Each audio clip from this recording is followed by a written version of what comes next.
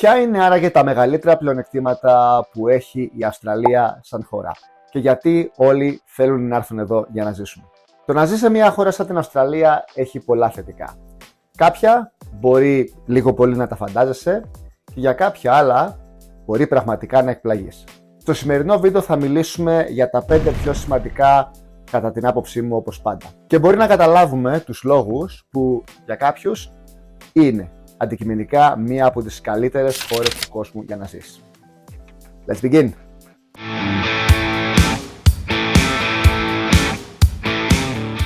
Είμαι ο Διονύσης, οι όποιες μου φωνάζουν εδώ κάτω, Ντένις. Και καλώς ήρθατε ξανά στο κανάλι Greeks Down Under. Ζω και εργάζομαι στο Σίδνεϊ της Αυστραλίας τα τελευταία 14 χρόνια. Όπως είπα και στο εισαγωγικό βίντεο του καναλιού, σκοπός του είναι η παρουσίαση του αυστραλιανού τρόπου ζωής και νοοτροπίας. Συχνά θα μιλάμε για θέματα καθημερινότητας, οικονομίας, έβρεσης βίζας, πολύ σημαντικό, και γιατί όχι, και έβρεση εργασίας.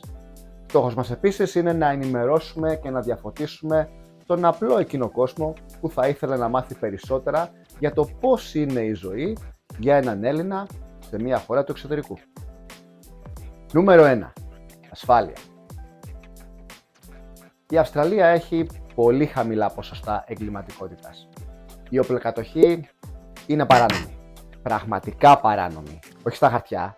Οπότε οι πιθανότητες να σε πλησιάσει κάποιος στον δρόμο και να σου πει τα λεφτά σου ή τη ζωή σου είναι αρκετά περιορισμένες, θα έλεγα. Κάποιες στιγμές στις ειδήσεις μπορεί να ακούσεις για κάποια ληστεία ενός μικρομάγαζου ή σπάσιμο αυτοκινήτου ή κάτι παρόμοιο. Αλλά στη συντριπτική πλειοψηφία δεν απειλούνται ανθρώπινες ζωές.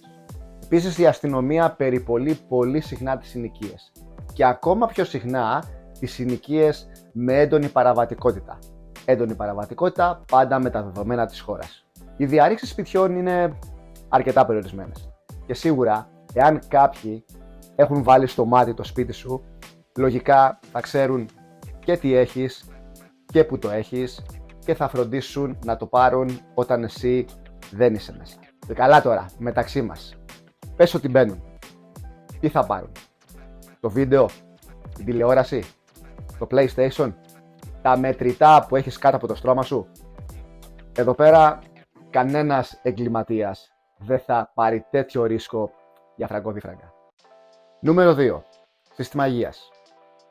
Η χώρα πραγματικά νοιάζεται για τον πολίτη και επενδύει πολλά χρήματα για τη διατήρηση και εξέλιξη του συστήματος υγείας. Αυτά τα χρήματα βέβαια μας τα παίρνει η εφορία κάθε τρίμηνο, αλλά αυτό είναι ένα θέμα για άλλο βίντεο.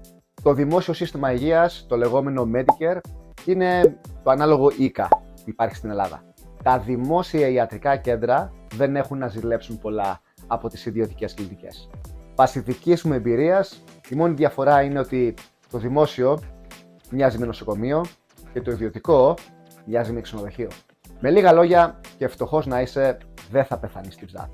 Σαφέστατα υπάρχουν και ιδιωτικοί γιατροί, ιδιωτικές κλινικές, ιδιωτικές ασφάλειες. Κατά την άποψή μου, δεν χρειάζεται τίποτα από όλα αυτά. Εκτός αν έχεις ένα πολύ σοβαρό πρόβλημα υγείας ή μια χρόνια πάθηση ή βρίσκεσαι σε προχωρημένη ηλικία και χρειάζεσαι περίθαλψη καθημερινά. Για κάποιες περιπτώσεις η αλήθεια είναι ότι δεν μπορείς να το πας τζάμπα. Όμως το Medicare μπορεί να σου επιστρέψει μεγάλο μέρος των χρημάτων σου, ανάλογα με την πάθηση και την θεραπεία που απαιτείται. Δηλαδή, για κάτι που χρειάζεται όντως να πληρώσεις, δεν τη γλιτώνεις, θα πληρώσεις, αλλά δεν θα σε εκδάρουν κιόλας. Και για να εξηγιόμαστε, εδώ, φακελάκι, ούτε κατά διάνοια, θα σε κράξει ο ίδιος ο γιατρός. Νούμερο 3. Σχολική εκπαίδευση. Τα σχολεία είναι σε ένα πολύ υψηλό επίπεδο και όσον αφορά τον τομέα του σχολικού προγράμματος και όσον αφορά τον τομέα των σχολικών εγκαταστάσεων. Οι τάξεις είναι σχετικά ολιγομελείς, όχι πάνω από 20 παιδιά ένα τάξη. Άντε μερικές φορές το πολύ 25, αλλά με 2 εκπαιδευτικούς μέσα. Υπάρχουν επίσης κοινωνικοί λειτουργοί, ψυχολόγοι, ειδική παιδαγωγή για παιδιά με κινητικές ή νοητικές ιδιαιτερότητες. Γενικά η Αυστραλία πιστεύει στην ίση αντιμετώπιση και υπάρχει πραγματική ελευθερία έκφρασης λόγου, η οποία ξεκινάει από πολύ μικρή ηλικία. Το σχολικό bullying μπορεί να υπάρχει, αλλά κυρίως είναι λεκτικό και πειρακτικό, θα έλεγα. Ούτε μπουνιές θα παιχτούν, ούτε μαχαίρια θα βγούνε, επειδή κάποιο παιδί πήρε το γλυφιτζούρι από το χέρι κάποιου άλλου παιδιού. Υπάρχουν αυστηροί κανόνες, αλλά κυρίως επικροτούν την καλή συμπεριφορά και την καλή απόδοση, που πιστεύω ότι έχει πολύ καλύτερα αποτελέσματα από το να επικεντρώνεσαι σε αρνητικές και τοξικές μεθόδους εκμάθησης και επιβολής της τάξεως. Σε γενικές γραμμές, το σχολείο πρώτα απ' όλα σε κάνει καλό άνθρωπο και μετά καλό μαθητή. Ο γιος μου είναι στις πρώτες τάξεις του δημοτικού και με αυτά που βλέπω προς το παρόν, τα παιδιά φαίνονται ευτυχισμένα. Νούμερο 4. Πολιτική σταθερότητα.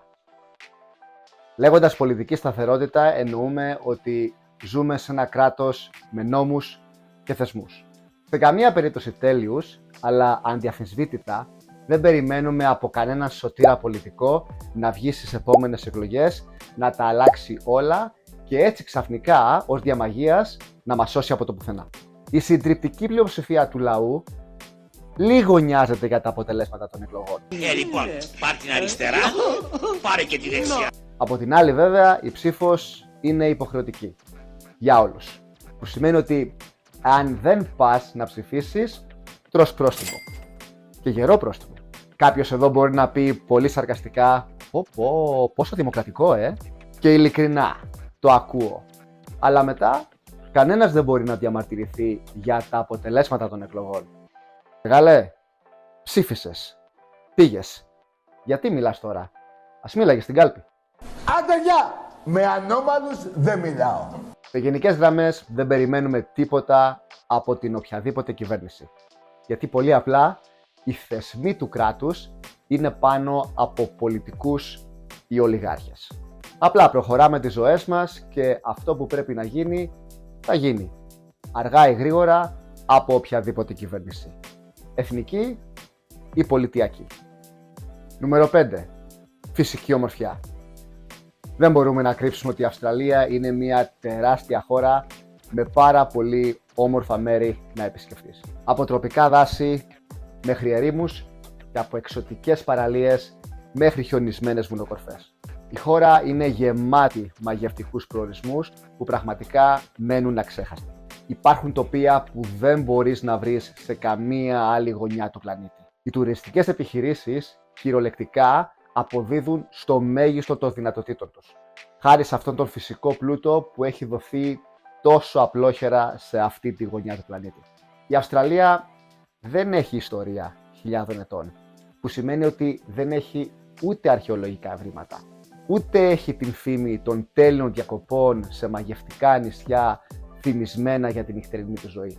Κι όμως, η χώρα έχει έσοδα από τον τουρισμό γιατί τον εκμεταλλεύεται σωστά. Εάν έχεις σκοπό να γυρίσεις λίγο την χώρα από εδώ και από εκεί πριν εγκατασταθείς μόνιμα σε μια πόλη για να ξεκινήσεις τη ζωή σου, πίστεψέ με, δεν θα χάσεις. Σκέφτεσαι κάποια στιγμή στο μέλλον να επισκεφτείς τη χώρα? Θέλεις να έρθεις κατευθείαν για δουλειά ή προτιμάς να τη γυρίσεις λίγο στην αρχή? Εάν είσαι ήδη κάτοικος Αυστραλίας, έχεις την ίδια γνώμη μαζί μου ή θέλεις να εκφέρεις μια διαφορετική άποψη σύμφωνα με τις δικές σου πάντα ξεχωριστές εμπειρίες? Είτε είσαι στην Ελλάδα, είτε στην Αυστραλία, είτε σε οποιαδήποτε χώρα του εξωτερικού, αν βρήκες το βίντεο ενδιαφέρον, please like and subscribe για να μην χάσεις τα επόμενα βίντεο που έρχονται. Επίσης, κάνε ένα σχόλιο. Θετικό, αρνητικό, δεν έχει καμία σημασία. Απλά βοήθησε τον αλγόριθμο του YouTube να κάνει αυτό που πραγματικά ξέρει. Μείνε συντονισμένος και τα λέμε την επόμενη φορά. Φιλιά!